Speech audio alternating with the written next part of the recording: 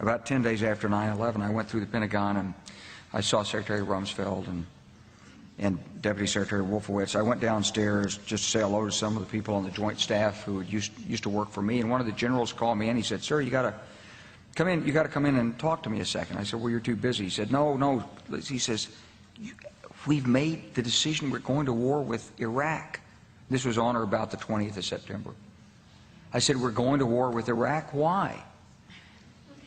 He said, "I don't know." He said, "I guess they don't know what else to do."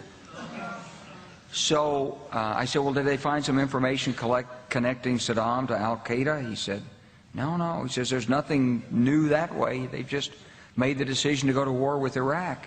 He said, "I guess it's like we don't know what to do about terrorists, but we've got a good military and we can take down governments." And he said, "I guess if the only tool you have is a hammer, every problem has to look like a nail."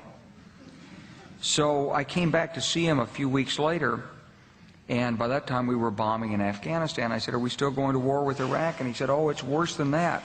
He said, he reached over on his desk, he picked up a piece of paper, and he said, I just got this down from upstairs," meaning the Secretary of Defense's office today, and he said, "This is a memo that describes how we're going to take out 7 countries in 5 years, starting with Iraq and then Syria, Lebanon, Libya, Somalia, Sudan, and finishing off Iran."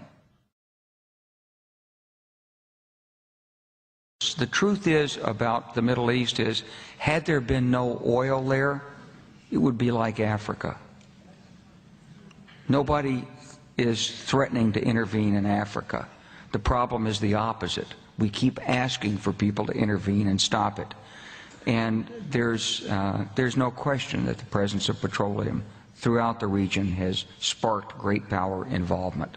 Whether that was the specific motivation for the coup or not, I can't tell you, but there's always been this attitude that somehow we could intervene and use force in the region.